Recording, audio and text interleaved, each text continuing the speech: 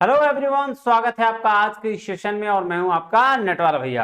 हाँ जी, चलिए करते हैं आज की सेशन की शुरुआत। आज हम पेपर टू कॉमर्स का एक यूनिट है लॉ, जिसमें हम पढ़ने वाले हैं कंपनीज एक्ट 2013। नहीं, देखो, कंपनीज एक्ट पढ़ने से पहले आपको इसके बेस जान लेना जरूरी है कि भाई कंपनीज एक्ट में किसके बारे में। ऑब्वियस सी बात है, कंपनीज की चर्चा करी गई होंगी, कंपनीज बनती कैसी हैं, कैसे वाइंड अप होता है, कैसे उसको इनकॉर्पोरेट करना है, वो सारा डिटेल्स आपको इस कंपनीज एक्ट में पढ़ने को मिलेगा, है ना।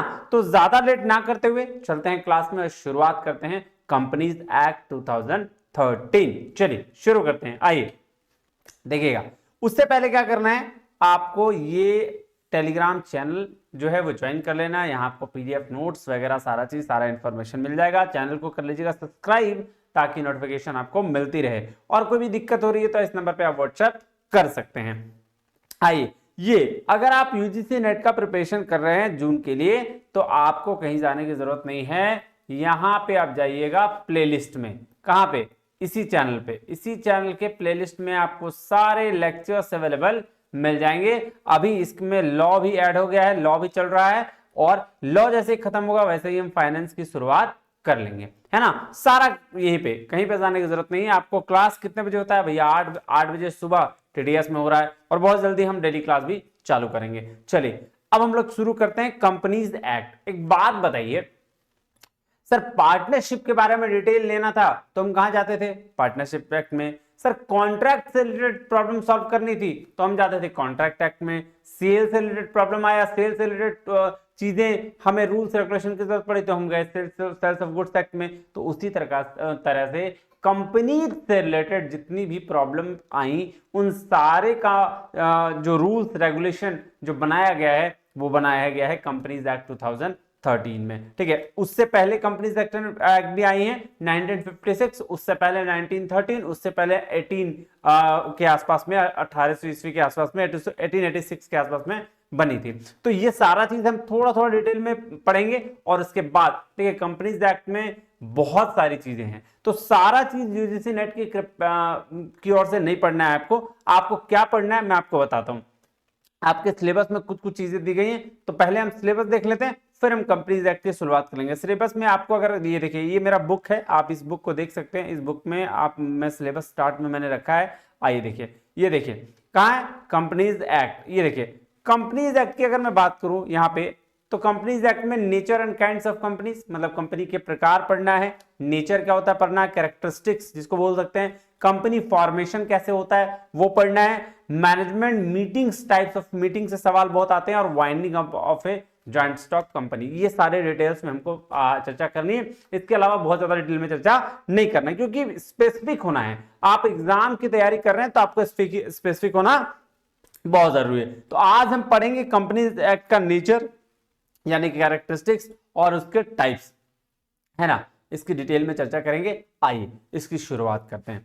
देखिए, अगर मैं बात करूं, देखो बेसिकली आपको पढ़ने के लिए नोट्स है, ये नोट्स मिल जाएगा। आप इसको जाके टेलीग्राम चैनल से डाउनलोड कर सकते हो, है ना। और कभी कभी लेट हो जाता है तो आप मुझे व्हाट्सएप भी कर सकते हो। फिर आप बोलोगे, जैसे ही आपका मैसेज आता है मैं डालो, नॉर्मली तो मैं डाल देता हूं, लेकिन फिर उसके बाद मैसेज आएगा तो भी डाल दूंगा, है ना। चलिए अब मैं आपको दिखाता हूं, ये आपका कंपनीज एक्ट, ये देखिए, है ना। तो ये नोट्स आपको मिल जाएगा, तो इसलिए आप इसको घर में आराम से पढ़िएगा। मैं आपको यहां से पढ़ाता हूं, आप देखिएगा, समझिएगा। क्या रहा है, कंपनीज एक्ट जो रिप्लेस किया गया है 2013, वो किया गया है 1956 से। और अगर मैं बात करूं कंपनीज एक्ट 1956 की, तो इसमें ना 658 क्या थे, सेक्शंस थे। कितने सेक्शन थे? 658। तो अगर मैं बात करूं तो कितने सेक्शन हटा दिए गए हैं सर? 188 सेक्शंस जो हैं वो हटा दिए गए। किसमें सर? कंपनीज एक्ट 2013 में। अब इसमें कितने सेक्शन बचे सर? तो इसमें ना बचे हैं एक 470 सेक्शंस, 470 सेक्शंस को मेंशन किया गया है कंपनीज एक्ट 2013 में।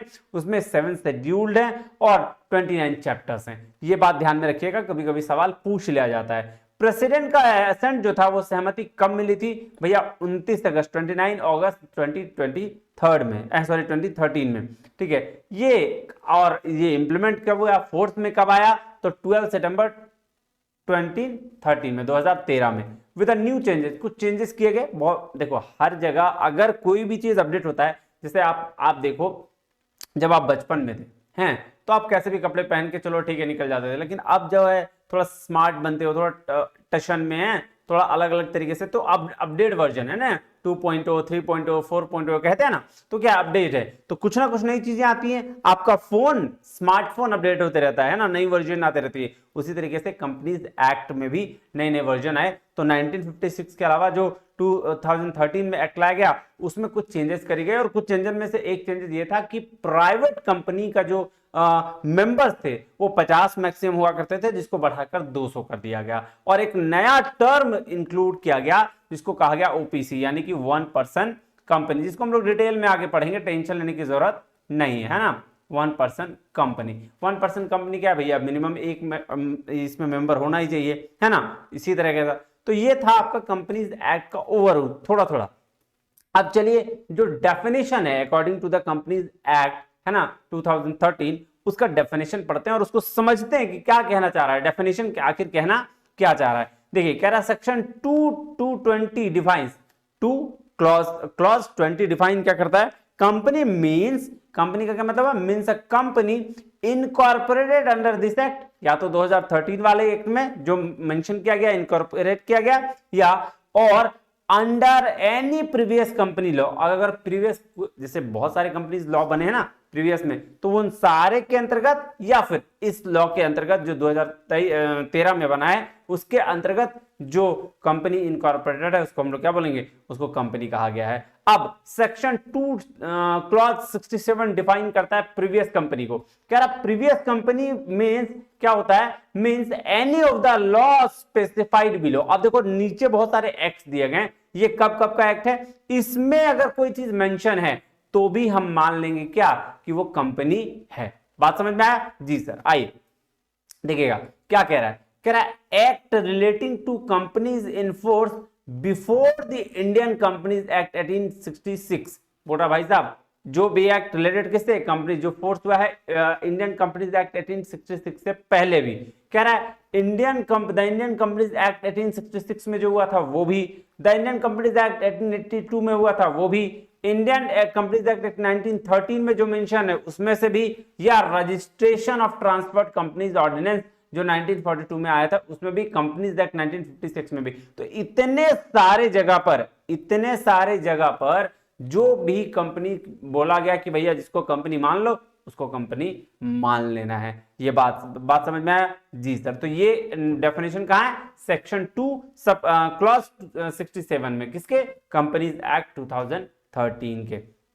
अब आइए बात करें हिस्टोरिकल पर्सपेक्टिव की। हिस्टोरिकल पर्सपेक्टिव की अगर हम बात करें तो कैसे होगा भाई, आइए हम शुरू करते हैं, थोड़ा थोड़ा शुरू करेंगे कहां से कौन सा कंपनी आया, क्या फाउंडेशन था, क्या बेस था, और की फीचर्स के क्या क्या रखे गए थे। तो इससे क्या होगा ना, आपकी क्लैरिटी मतलब और बढ़ जाएगी कि भैया पहले ये वाला बात हुआ था, फिर इसके बाद ये बात हुआ था, फिर ये बात हुआ, और फाइनली अब हम लोग यहां पहुंचे हुए है ना। चलिए आइए शुरू करते हैं। कह रहा है इंग्लिश कंपनीज एक्ट 1862, 1862 में इंग्लिश कंपनीज एक्ट बना था, जिसमें ब्रिटिश इन्फ्लुएंस थे, ब्रिटिश एक्ट को लेकर आया था, किस लिए, modern company law in India, India में मॉडर्न कंपनी लॉ को लेकर आया था। की फीचर्स क्या था सर, लिमिटेड लायबिलिटी था, इनकॉर्पोरेशन के लिए लॉ था, मैनेजमेंट रेगुलेशंस के लिए वो कानून बनाए गए थे, और शेयर ट्रांसफरेबिलिटी। ये चार की फीचर्स को ध्यान में रखते हुए, मतलब और भी फीचर्स होंगे लेकिन मेन फीचर्स इसको ध्यान में रखते हुए बनाया गया था। फिर इंडियन कंपनीज एक्ट 1913 बनाया गया। भैया ये जो एक्ट इंट्रोड्यूस किया तो क्रूशियल प्रोविजन लाया गया किसके लिए, इंडियन कंपनीज के लिए। इंडियन कंपनीज के लिए पूरा का पूरा एक प्रोविजंस लाया गया 1913 में, इंक्लूडिंग कंपनी फॉर्मेशन, कंपनी को फॉर्म करने के वाले, इंक्लूडिंग कंपनी फॉर्मेशन, मतलब कंपनी को फॉर्मेशन के लिए भी इसमें लाया गया लॉ। एंड कैपिटल कह रहा है कॉर्पोरेट गवर्नेंस के लिए भी लाया गया, protection of creditors during company liquidation और इंसॉल्वेंसी। बोल रहा है भाई साहब क्रेडिटर्स को कैसे प्रोटेक्ट करना था, ये भी बात यहां पे पहली बार लाई गई कि कंपनी जब लिक्विडेट हो रही है, इंसॉल्वेंट कंडीशन पे आ रही है, तो हम क्रेडिटर्स को कैसे प्रोटेक्ट करेंगे। तो ये बात कहां कही गई, 1913 में। उसके बाद कुछ और चीजें नहीं ऐड करी गई, किसमें, 1956 में। 1956 में कुछ चीजें को ऐड किया गया, क्या क्या देखो, this act replace the Indian companies act 1913। देखो 1913 को रिप्लेस किया, ये तो बात फेल गए। इंट्रोड्यूस क्या किया, introducing comprehensive reforms and addressing emerging business challenges. तो बोला बहुत एक कॉम्प्रिहेंसिव रिफॉर्म्स चेंजेस किया गया है ना, और जितने भी बिजनेस के चैलेंजेस थे उसको एड्रेस किया गया, उसको ध्यान में रखा गया। की फीचर्स क्या था, यहाँ पे कंपनी फॉर्मेशन को और मैनेजमेंट को ध्यान रखा गया। अकाउंट्स और ऑडिटिंग को, यहाँ देखो अकाउंट्स और ऑडिटिंग पर नहीं था, यहाँ अकाउंट्स और ऑडिटिंग की भी बात करी गई, इन्वेस्टर प्रोटेक्शन की बात करी गई। तो जैसे कंपनी 1956 हुआ, अब उसमें से बहुत सारे देखो 1956 के बाद कहानी क्या घटी कि 1991 में हमारे पास एलपीजी पॉलिसी आई। एलपीजी पॉलिसी, लिबरलाइजेशन, प्राइवेटाइजेशन और ग्लोबलाइजेशन, ये बात तो पता ही है ना, एलपीजी पॉलिसी है ना। अब जब एलपीजी पॉलिसी आई थी तो हमारा जो देश का ये एरिया है वो एक्सपेंड होने लगा, बढ़ने लगा, बाहर से इन्वेस्टर्स आने लगे, बहुत सारी चीजें हुई। अब 1991 के बाद में ना बहुत सारे चेंजेस करने के लिए अटेम्प्ट किया गया कि कंपनीज एक्ट में कुछ कुछ चेंजेस करे जाए, कुछ कुछ अमेंडमेंट्स करे जाए, बट हुआ वो सक्सेसफुल नहीं, बिल्कुल सक्सेसफुल नहीं हुआ। तो फाइनली जब देखा जाने लगा कि नहीं बहुत दिक्कत आने लगी कंपनी को फॉर्म करने के लिए, कंपनी को चलाने में, कंपनी से रिलेटेड बहुत सारी दिक्कतें जो फेस करनी पड़ी, उसके रिगार्डिंग फिर एक कमेटी बनाई गई और उस कमेटी के तहत कंपनीज एक्ट को लाया गया 2013 में, है ना। और यही क्या बोल रहा है, this act replaced and replace the companies act 1956, और इसने कंपनीज एक्ट 1956 को रिप्लेस किया और फोकस किया, focusing on enhanced corporate governance. किस पे, इनहैंस्ड कॉर्पोरेट गवर्नेंस पर, इन्वेस्टर प्रोटेक्शन पर, शेयर होल्डर्स के राइट्स पर, और simplification and ease of doing business का, भाई बिजनेस को कितना इजी से इजी तरीके में किया जाए, इस बात को इन्होंने स्पेशली फोकस किया। बात समझ में आ रही है, कहीं कोई दिक्कत परेशानी तकलीफ नहीं सर, यहां तक तो कोई दिक्कत परेशानी तकलीफ नहीं होनी चाहिए, ठीक है जी। तो ये बात रही ओवरव्यू की कि सबसे पहले कौन सा सर, ये 1862 में इंग्लिश कंपनीज एक्ट, फिर इंडियन कंपनीज एक्ट, फिर कंपनीज एक्ट और द कंपनीज एक्ट 2013। इस बीच में एलपीजी पॉलिसी के बाद बहुत सारे अमेंडमेंट हुए, मतलब जो होने चाहे अटेम्प्ट लिया गया, बट वो सक्सेसफुल नहीं रहा, ये बात ध्यान में रखिएगा। चलिए अगर हम बात करें कैरेक्टरिस्टिक्स ऑफ कंपनी, अगर हम क्या बात करें कैरेक्टरिस्टिक्स ऑफ कंपनी, कंपनी का क्या कैरेक्टरिस्टिक्स होता है, एक बात बताइएगा। अगर मैं सबसे पहले बात करूं का, बोल रहा है आर्टिफिशियल पर्सन होना चाहिए। आर्टिफिशियल पर्सन का मतलब क्या हुआ, पर्सन मतलब व्यक्ति, और आर्टिफिशियल मतलब क्रिएटेड बाय, कृत्रिम, क्रिएटेड बाय लॉ, क्योंकि लॉ के द्वारा क्रिएट किया गया, क्या कहलाएगा भाई, यही होता है। तो क्या हो गया है, क्रिएटेड बाय लॉ, है ना, कंपनी क्रिएटेड बाय लॉ। तो भाई साहब जो जिसको लॉ क्रिएट किया है वो उसको क्या बोलेंगे, आर्टिफिशियल पर्सन होता है, एक अपना अलग अस्तित्व होता है, सेपरेट लीगल एंटिटी, उसका एक अपना अलग अस्तित्व होता है, और उसके ऑनर और वो बिल्कुल अलग है। ऐसा नहीं कि कंपनी मतलब distinct from owner, company and owners are distinct, यही है, यही है ना। सेपरेट लीगल एंटिटी का मतलब क्या हुआ कि उसकी अपनी एक अलग पहचान है, कंपनी एक अलग फॉर्म है, फॉर्म नहीं बोल रहा हूं, फॉर्म टाइप्स, है ना, ये बात है। ऑनर अलग और कंपनी बिल्कुल अलग। परपीचुअल एग्जिस्टेंस, मतलब इसका मतलब क्या हुआ कि भैया कंपनी में कितने लोग आ रहे हैं जा रहे हैं उससे कोई फर्क नहीं पड़ेगा, कंपनी लगातार चलती रहेगी। मतलब क्या हुआ कि सर अभी मान लो कि 10 मेंबर थे कंपनी में, 10 मेंबर में से 2 निकल के चले गए, क्या कंपनी बंद हो गई क्या, नहीं, कंपनी को कोई मतलब नहीं, कंपनी बंद नहीं होगी, कंपनी चलती रहेगी, उसके लोग आए जाए कुछ भी हो, तो उसको बोलते हैं परपीचुअल एग्जिस्टेंस। मतलब there is no existence of persons, persons का कोई एग्जिस्टेंस नहीं है यहाँ, है ना, कि भैया आए जाए कोई फर्क पड़ने नहीं वाला, उसको हम लोग क्या बोलते हैं सर, परपीचुअल एग्जिस्टेंस। लिमिटेड लाइबिलिटी होती है, ऐसा नहीं पार्टनरशिप की तरह इसमें क्या होगा सर अनलिमिटेड लाइबिलिटी, ऐसा नहीं, अनलिमिटेड लाइबिलिटी कभी भी नहीं होगा। इस यहाँ पे क्या होगा, लिमिटेड लाइबिलिटी होगी, एक लिमिटेड तक सब लिमिटेड लाइबिलिटी ही इसमें इंक्लूडेड रहता है, क्योंकि अगर अनलिमिटेड लाइबिलिटी आ गई ना तो भाई फिर तो बिक जाएगा कंपनी, है ना। कंपनी ये ले लेके मतलब इतना बढ़ा देगी लायबिलिटी कि भैया अब तो इंसॉल्वेंट, कंगाल हो जाओ। ठीक है, तो इसीलिए लिमिटेड लायबिलिटी होनी चाहिए। ठीक है, चलो। Separate property of A company, ये बात बिल्कुल सही, यही तो बोला, सेपरेट प्रॉपर्टी ऑफ एक कंपनी का सेपरेट प्रॉपर्टी है। हाँ बिल्कुल, यही तो बात कर रहा हूं कि कंपनी और उसका ओनर बिल्कुल अलग है। कॉमन सील, है ना। उसके बाद क्या है, कॉमन सील, इसको बोलते हैं स्टैंप। कंपनी का स्टैंप है, कंपनी का अपना एक मोहर होता है, कंपनी का साइन होता है, इसको कंपनी का सील बोलते हैं ना, या साइन बोल दो। क्या, साइन, है ना। ठीक है, ये बात ध्यान रखिए। ट्रांसफरेबिलिटी ऑफ शेयर, शेयर को हम लोग ट्रांसफर भी कर सकते हैं, लेकिन प्राइवेट का नहीं, पब्लिक कंपनी का। Public company shares can be transfer. बात समझ में आ रही है, हाँ कि ना सर, बिल्कुल समझ में आ रही है। तो देखो ये क्या क्या चीज हो गया, ध्यान से पहले समझेगा। सबसे पहला आर्टिफिशियल पर्सन है, मतलब लॉ के द्वारा क्रिएट है। कौन किस द्वारा क्रिएट है, company created by law. Separate legal entity, अपनी उसकी एक अलग पहचान है, उसके ऑनर से और उसका कोई लेना देना नहीं है, और दोनों अलग एंटिटी है। परपेचुअल एग्जिस्टेंस, कंपनी में कोई आए जाए कोई फर्क नहीं पड़ता, कंपनी चलती रहेगी। लिमिटेड लायबिलिटी होनी चाहिए, अनलिमिटेड लायबिलिटी नहीं होनी चाहिए। सेपरेट प्रॉपर्टी, एक कंपनी बोल रहे कंपनी क्या है, एक सेपरेट प्रॉपर्टी है, वो तो अभी ऊपर ही बताया। कॉमन सील क्या है, स्टाम्प या साइन है।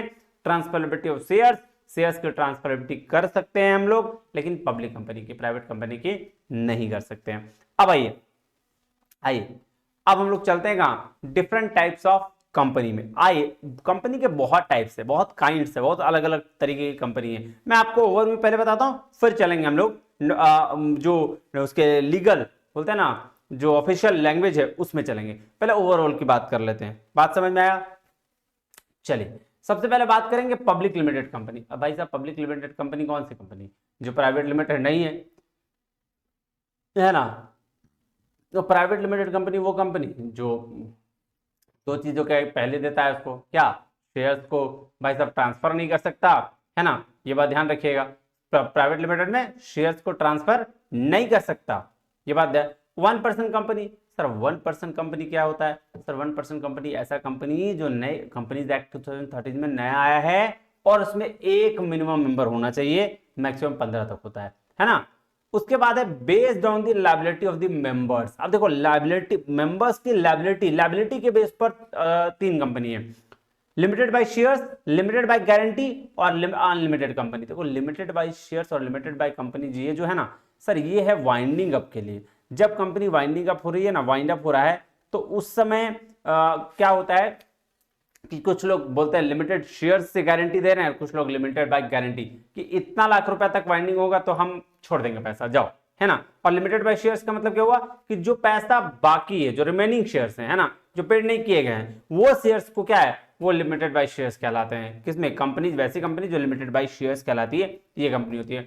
अनलिमिटेड कंपनी होती है भाई साहब, कोई कोई कंपनी जो होता है वो अनलिमिटेड कंपनी होता है, अनलिमिटेड लायबिलिटी उसमें होती है। उसके बाद है मोड्स ऑफ इनकॉर्पोरेशन। देखो भाई साहब, चार्टर्ड और रॉयल चार्टर्ड कंपनीज, ठीक है, रजिस्टर्ड और इनकॉर्पोरेट कंपनी, जो कंपनी रजिस्टर्ड है ना, अनरजिस्टर्ड कंपनी, जो कंपनी रजिस्टर्ड नहीं है, लिमिटेड लायबिलिटी कंपनी, जिस कंपनी की लायबिलिटी लिमिटेड है, बिजनेस कॉर्पोरेशन, है ना, फॉरेन कंपनी, फॉरेन में जो एस्टेब्लिश्ड है, ठीक है, मतलब यहां भी एस्टेब्लिश्ड है, बट एग्जिस्टेंस, रियल एग्जिस्टेंस कहां का है, फॉरेन का है। गवर्नमेंट कंपनी, इसका शेयर 51% ज्यादा गवर्नमेंट के पास है। होल्डिंग कंपनी, बड़ी कंपनी। सब्सिडरी कंपनी, उसके पास। होल्डिंग और सब्सिडरी का अंतर क्या बता देता हूं, देखो मान लो कि ए लिमिटेड एक कंपनी है, ठीक है, ठीक है, इसका 100% शेयर, और बी लिमिटेड एक कंपनी है, ठीक है, ये भी एक छोटी, मान लो एक कंपनी है ये भी, ठीक। तो होल्डिंग कंपनी का मतलब हुआ और सब्सिडरी कंपनी का मतलब हुआ कि इस कंपनी का अगर 50% ये शेयर रखा हुआ है, इस कंपनी का 50 छोड़ो 30% शेयर रखा हुआ है, तो ये हो गया होल्डिंग कंपनी और ये हो गया सब्सिडरी कंपनी।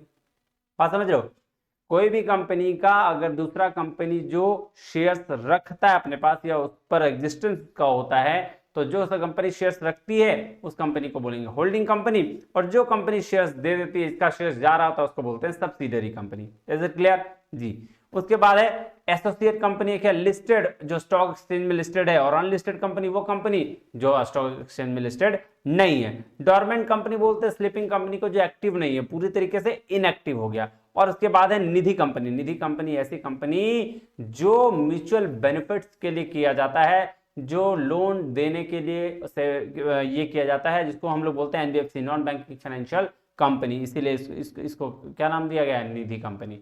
ठीक है, तो चलें अब आए एक एक करके इसका लैंग्वेज वाइज पढ़ें थोड़ा आराम से। ये तो हो गया इजीएस्ट लैंग्वेज में, इजी तरीके से मैंने आपको बता दिया।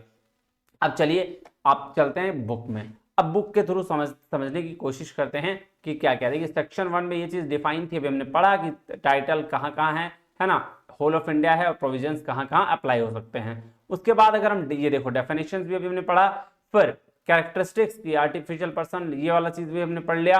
अब हम लोग पढ़ेंगे क्या, ये अब हम लोग पढ़ेंगे कंपनीज एक्ट में कि भैया on the basis of liability जो डेफिनेशन दिया गया है वो क्या डेफिनेशन है, इंपॉर्टेंट है, इसलिए डेफिनेशन वाइज डेफिनेशन पढ़ा रहा हूं ताकि आपको समझ में भी आए और चीजें और अच्छे से क्लियर हो। देखो लायबिलिटी के बेस पर सेक्शन 221 क्लॉज है ना, सेक्शन 221 क्लॉज डिफाइंस करता है। देखो सबसे पहला एक चीज बात ध्यान रखो, कोई भी एक्ट में सेक्शन 1 जो होता है वो शॉर्ट टाइटल होता है, कमेंसमेंट होता है, सेक्शन 2 होता है डेफिनेशन, वो सारा। तो सेक्शन 2 सब क्लॉज होता है 21, डिफाइन क्या है, लिमिटेड बाय गारंटीज को। भैया क्या बोला, देखो limited means a company having the liability of its members limited by the memorandum to such amount as the members may respectively undertake to contribute to the asset of the company in the event of the being wound up। देखो winding up की बात कर रहा है ना, कि जहां company wind up होगा तो जो अमाउंट मिनिमम मान लो 5 लाख बोल के रखा है, तो वो 5 लाख क्या करेगा,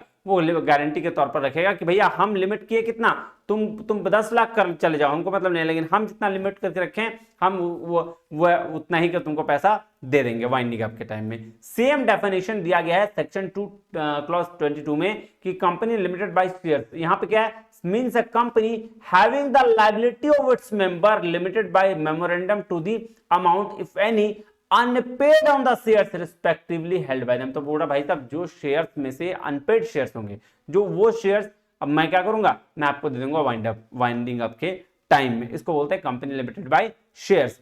अनलिमिटेड कंपनी वो कंपनी जिसकी liability unlimited, means a company not having any limit on the liability of its members. बोला कोई लायबिलिटी के लिए कोई लिमिट नहीं हो, अनलिमिटेड हो। और ये section 292 of the companies act 2013 में डिफाइन है। ये बात ध्यान रखिएगा, वेरी वेरी इंपॉर्टेंट, कोई दिक्कत नहीं है, क्योंकि अक्सर इसी से पूछा जाएगा सवाल। आप किससे पूछाता है सर, भाई इसी से सवाल पूछा, क्योंकि काइंड्स ऑफ कंपनी है ना, तो पूछा जाएगा।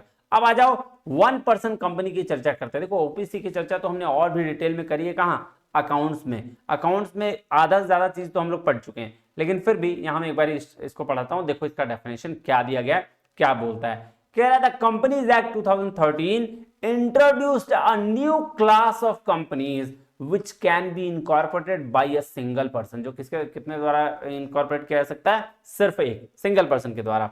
The concept of OPC was recommend in 2005 में रिकमेंड किया गया था, किसके द्वारा, by a committee headed by doctor J Irani. Doctor J Irani के द्वारा एक कमिटी है क्या करी गई थी, हेड की गई थी, उसके द्वारा ये रिकमेंडेशन दिया गया था। सेक्शन 2 सब क्लॉज 62 क्या कहता है ओपीसी के बारे में सुनिएगा। Of the companies act 2013 defines 1% company as a company which has only 1 person as a member. As a member कितना रहेगा, एक रहेगा। OPC unlike the sole proprietorship is a separate legal entity with a limited liability of the member। देखो जैसे एक other company की तरह क्या है, लिमिटेड लायबिलिटी होता है, इसमें भी लिमिटेड लायबिलिटी ही होगा, और इसका भी अपना एक सेपरेट लीगल एंटिटी होगा, अपनी अलग एक पहचान होगी, कंपनी अलग और उसका ये एग्जिस्टेंस अलग है ना, कंपनी और उसका ऑनर बिल्कुल अलग। तो ये बात ध्यान रखिएगा, बस एकदम कंपनी की तरह इसमें लोग क्या एक हैं, बस ये ध्यान में रखिएगा, है ना। दूसरा है प्राइवेट कंपनी। भाई प्राइवेट कंपनी को सेक्शन 268 में डिफाइन किया गया है, कह रहा private company means the company having a minimum paid up share capital as may be prescribed and which by its article. तो बोल रहा भैया प्राइवेट कंपनी वो कंपनी है जिसमें मिनिमम से पेड अप शेयर कैपिटल क्या किया गया है, प्रिस्क्राइब किया गया है। देखो दो चीजें, और देखो उसके आर्टिकल्स क्या रहा, restricts the right of transfer, अपने शेयर्स को ट्रांसफर नहीं कर सकता है, वो उसको रोकता है। एक्सेप्ट बोल रहा 1% कंपनी को छोड़कर उसके मेंबर्स कितने हो सकते हैं, मैक्सिमम 200। अगर मैं बात करूं, बोल रहा है except in case of 1% company limit the number of members to 200। एक तो क्या कि सबसे पहला वो क्या करेगा, रिस्ट्रिक्ट करेगा, वो शेयर ट्रांसफर नहीं करेगा। दूसरा क्या, 1% कंपनी को छोड़कर अगर उसके लिमिट की बात करें तो कितनी होगी, 200 होगी, उससे ज्यादा नहीं होगी। पूरा prohibits any invitation to the public, वो पब्लिक में कोई इन्विटेशन नहीं देता शेयर्स को सब्सक्राइब करने के लिए या कोई भी सिक्योरिटीज को सब्सक्राइब करने के लिए, वो कोई इन्विटेशन नहीं दे सकता। किसमें, पब्लिक में। प्राइवेट कंपनी दो चीज का मेन ध्यान रखिएगा, एक तो शेयर ट्रांसफर नहीं कर सकता, दूसरा वो शेयर्स के लिए या किसी भी सिक्योरिटीज के लिए वो सब्सक्रिप्शन का ऑफर नहीं दे सकता, ये बात ध्यान में रखिएगा। इसको बोलते हैं प्राइवेट कंपनी। चलिए अब उसके बाद आते हैं स्मॉल कंपनी। अब देखो स्मॉल कंपनी का जो डेफिनेशन दिया गया है वो section 285 of the companies act में दिया गया है, और उनने कहा क्या कहा small company given under section 285 ने 2 क्लॉज 85 में of the companies act 2013 which means the company other than a public company, public company को छोड़कर एक कंपनी बनी जिसको स्मॉल कंपनी कहा गया, जिसका पेड अप शेयर कैपिटल किससे ज्यादा नहीं होगा, 50 लाख रुपया से, है ना। और अगर इसका हायर अमाउंट होगा जो प्रिस्क्राइब, जो वो कितना 5 करोड़ से ज्यादा नहीं होना चाहिए, मतलब paid up share capital 50 lakh से ज्यादा नहीं होगा, और अगर ज्यादा से ज्यादा अमाउंट हुआ तो 5 करोड़, उससे ज्यादा नहीं होना चाहिए। वही, और टर्नओवर की बात करें अगर लास्ट प्रॉफिट अकाउंट में, मतलब जो लास्ट साल का जो प्रॉफिट और लॉस अकाउंट में दिखाया गया है वो 2 करोड़ से ज्यादा नहीं होना चाहिए, और अगर बहुत ज्यादा अमाउंट है तो 20 करोड़ से ज्यादा नहीं होना चाहिए, ये बात ध्यान में रखिएगा। वेरी वेरी गुड, इंपॉर्टेंट, याद रखिएगा। क्या बोला, पेड अप शेयर कैपिटल कितना होना चाहिए, does not exceed 50 lakh rupees और such higher amount as may be prescribed shall not, बोला अगर कोई अमाउंट प्रिस्क्राइब किया गया तो वो 5 लाख करोड़ से ज्यादा नहीं होना चाहिए, 50 लाख या 5 crore maximum paid up capital. और टर्नओवर के लिए क्या बात किया गया, बोला 2 करोड़ या भाई साहब 20 करोड़ मैक्सिमम, ये बात ध्यान में रखिएगा। चलिए अब अगर हम बात करें किसकी, अब अगर हम बात करते हैं पब्लिक कंपनी की, तो पब्लिक कंपनी क्या है भैया, सेक्शन 2 सब क्लॉज 71 में डिफाइन है। Public company means a company which is not a private company, जो प्राइवेट कंपनी नहीं है, और minimum paid up share capital क्या है, जो प्रिस्क्राइब किया गया, जो बताया गया है, ठीक है। अब कंट्रोल के बेसिस पर होल्डिंग कंपनी और सब्सिडरी कंपनी, भाई साहब अभी मैंने बताया होल्डिंग कंपनी का मतलब कि जो कंपनी किसी और कंपनी के शेयर्स को अपने पास रखी है वो होल्डिंग कंपनी, और जो शेयर्स दिया है वो बोलते हैं उसको सब्सिडरी कंपनी। सीधा सीधी बात, उसमें ज्यादा दिमाग लगाने की जरूरत नहीं है। देखो क्या कह रहा है, according to section 287 section 2 clause 87 a company shall be deemed to be a subsidiary of another if the other company controls the composition of the board of directors। देखो दूसरा कंपनी अगर बोर्ड ऑफ डायरेक्टर्स के को control कर रहा है ना, और एक्सरसाइज और control more than 1/2 of the total share capital, ठीक है। क्या बोला, या तो बोर्ड को कंट्रोल करे या फिर एक हाफ से ज्यादा, मतलब 51% का शेयर अपने हाथ में रखे उसके कंपनी का, या either at its own or together with one or more of the subsidiary company, बोल रहा है एक या एक से ज्यादा सब्सिडरी कंपनी के को लिया गया हो। तो भाई साहब ये बात ध्यान में रखिएगा, सब्सिडरी कंपनी छोटी कंपनी मान लीजिए, और जो क्या बोलते हैं होल्डिंग कंपनी जो बड़ी कंपनी, सीधा सीधे ऐसे समझ जाइए अगर आप नॉर्मल बोलचाल की भाषा में समझना चाहते हैं। उसके बाद क्या है, एसोसिएट कंपनी। देखो एसोसिएट कंपनी किसको सेक्शन 2 क्लॉज 6 में मेंशन है, कह रहा है means a company in which that other company has a significant influence, मतलब क्या हुआ कि control at least 20% of the total voting power or control of or participation in business decisions under an agreement, करा but which is not a subsidiary company of the company having such influence include joint venture company. तो मतलब 20% total voting power अगर सामने वाली company का है तो उसको हम लोग बोलेंगे एसोसिएट कंपनी। क्या बोलेंगे, एसोसिएट कंपनी, ठीक है जी। चलो ये बात समझ में आ गया, ठीक है। अब चलते हैं next, on the basis of access capital, बोल रहा है लिस्टेड कंपनी और अनलिस्टेड कंपनी में क्या है, तो कह रहा है जो लिस्टेड कंपनी वो जो इंडिया के किसी भी रिकॉग्नाइज्ड स्टॉक एक्सचेंज में लिस्टेड है उसको बोलेंगे क्या, लिस्टेड कंपनी। और जो लिस्टेड कंपनी नहीं है, मतलब जो किसी भी रिकॉग्नाइज्ड स्टॉक एक्सचेंज में लिस्टेड नहीं है उसको बोलेंगे अनलिस्टेड कंपनी। तो सेक्शन 2 क्लॉज 52 में ये मेंशन है लिस्टेड कंपनी, ये बात ध्यान में रखिएगा। अब आ जाइए अदर कंपनीज में। अदर कंपनीज में आए तो पहला क्या है, गवर्नमेंट कंपनी। गवर्नमेंट कंपनी कहां मेंशन है भैया, सेक्शन 2 क्लॉज 45 में कह रहा है, company in which not less than 51% of the paid up share capital is held by. तो बोल रहा है ऐसा कंपनी जिसका पेड अप शेयर कैपिटल 51% से कम नहीं है, मतलब 51% से ज्यादा है, उसको बोलेंगे क्या sir government company.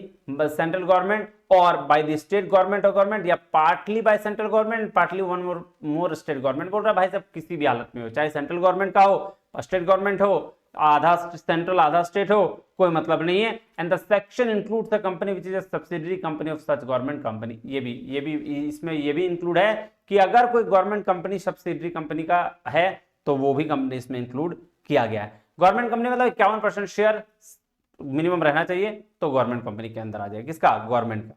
Foreign company क्या है, ये देखिए very very important, section 2 clause 42 is any company or body corporate or incorporated outside India which, जो कहां पे, ऐसा बॉडी जो आउटसाइड इंडिया इनकॉर्पोरेट किया गया है, कहां, इंडिया से बाहर, has a place of business in India, कोई दिक्कत नहीं है, इंडिया में हो बिजनेस कोई दिक्कत नहीं है, लेकिन इनकॉर्पोरेट कहां हो, बाहर हो, इंडिया के बाहर, वेदर बाय इटसेल्फ और थ्रू एन एजेंट फिजिकली और through electronic mode conducts any business activity in India in any other manner. तो इसको फॉरेन कंपनी कहा गया कि भैया इनकॉर्पोरेट बाहर हुआ है, यहां चला रहा है बिजनेस, कोई दिक्कत नहीं है, ऑनलाइन हो ऑफलाइन हो किसी भी तरीके से हो, वो क्या है, फॉरेन कंपनी है।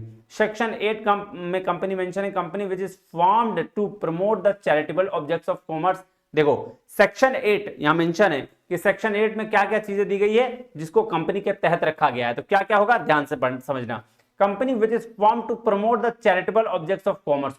चैरिटेबल ऑब्जेक्ट्स मतलब चैरिटेबल इंस्टीट्यूशन के तौर पर अगर कोई कंपनी चल रही है, art, science, sports, education, research, social welfare, religion, charity, protection of environment, ये सारे सेक्शन 8 आ जाता है कंपनी में। Such company intends to apply its profits if any. बोल रहा है भाई साहब अगर ऐसी कंपनी अगर प्रॉफिट है तो अप्लाई कर सकता है कंपनी के लिए। Promoting its objects prohibiting the payment of any dividend to its, देखो यहाँ पे ये डिविडेंड नहीं दे सकता है, बोला prohibiting the payment of any dividend to its member, अपने मेंबर्स को लाभांश नहीं दे सकता, डिविडेंड नहीं दे सकता। सेक्शन बी के जो कंपनी में मेंशन है वो ध्यान रखना। कोई भी कंपनी जो चैरिटेबल हो, रिसर्च पे हो, एजुकेशन पे हो, रिलीजन पे हो, चैरिटी पे हो, इस तरह की कोई कंपनी अगर है और वो अगर वो प्रॉफिट में जा रही है तो आप कंपनी के लिए अप्लाई कर सकते हैं, प्रमोट कर सकते हैं, ठीक है, उसके ऑब्जेक्ट को, लेकिन डिविडेंड नहीं दे सकते आप, ये बात ध्यान में रखिएगा। Examples of section 8 companies, fishy, ASSOCHAM, national sports club of India, CI, ये देखो ये सारे क्या हैं, सेक्शन 8 कंपनीज के अंतर्गत आते हैं। उसके बाद है dormant company. Dormant company section 455 में मेंशन है, कहां, सेक्शन 455 में कह रहा where company is formed and registered under this act for a future project और टू होल्ड एन एसेट और intellectual property and has no significant accounting transaction. देखो ध्यान समझना, डोरमेंट कंपनी का मतलब बोला जहां कंपनी फॉर्म किया गया, बनाया गया, ठीक है, इसी कंपनी एक्ट के अंतर्गत रजिस्टर्ड किया गया और फ्यूचर के प्रोजेक्ट के लिए बनाया गया, या फिर एसेट को होल्ड करने के लिए किया गया, या फिर इंटेलेक्चुअल प्रॉपर्टी को होल्ड करने के लिए किया गया, और जिसका कोई भी सिग्निफिकेंट अकाउंटिंग ट्रांजैक्शन नहीं है। Such a company or inactive company may make an application to the registrar in such a manner may prescribe for obtaining the status of dormant company. तो इस तरह की जो कंपनी है वो रजिस्ट्रार के पास जाके वो क्या कर सकती है, एप्लीकेशन दे सकती है कि भैया हमको डोरमेंट कंपनी घोषित कर दो। उसके बाद है इनएक्टिव कंपनी, जो कंपनी एक्टिव ही नहीं है उसको ही इनएक्टिव कंपनी कहा गया। और निधि कंपनी, ये बात ध्यान में रखिएगा, वेरी वेरी इंपॉर्टेंट, कह रहा है also call the mutual benefit society. इसको क्या बोला गया, mutual benefit society means a company which is the central government may by notification in the official gazette declare to be a Nidhi company or mutual benefit society as the case may be. Its main objective to lend and borrow money to the members for the purpose of their mutual benefits to cultivate savings habits among the members। तो ये बात ध्यान रखिए, क्या बोल रहा है, central government अगर किसी को बोल दिया कि भैया ये म्यूचुअल बेनिफिट के लिए, म्यूचुअल बेनिफिट सोसाइटी के लिए ऑफिशियल गैजेट में इसको डिक्लेयर कर दिया निधि कंपनी या म्यूचुअल बेनिफिट सोसाइटी कंपनी, तो उसको मान लेना है। और इसका मेन पर्पस क्या है कि उधार देना और क्या उधार ये ले लेना है ना, वापस ले लेना। दीज आर क्लासिफाइड, इसको एनबीएफसी कहा गया, क्या कहा गया, नॉन बैंकिंग फाइनेंशियल कंपनी। बात समझ में आया जी सर, है ना, और कोई दिक्कत नहीं सर। चलिए फिर तो मिलते हैं अगले क्लास में, कंपनीज को और पूरा करते हैं। तब तक के लिए बहुत बहुत धन्यवाद। Thank you very much. जय हिंद।